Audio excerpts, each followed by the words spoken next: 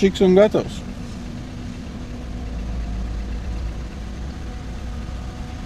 Nā, ko gan citu, lai vasarā brauc, ka ne ar kabrioleti. Sabijies.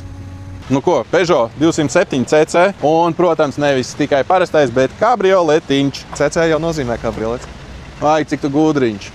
1.6 benzīns, 88 kW, manuālā kārba, 5 ātrumi, 199 000 nobraukums, ievests no Vācijas.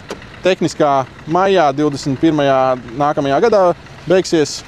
Un degvielas patēriņš ap 6 litriem vidēji un ceļu nodoklis 132 eiro. Un brīnišķīgs sezonas auto, ar kuru doties brīnišķīgos izbraucienos.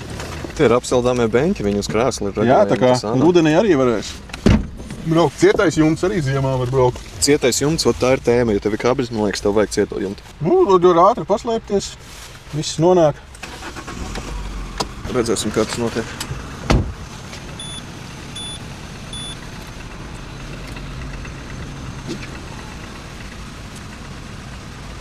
Nu, re?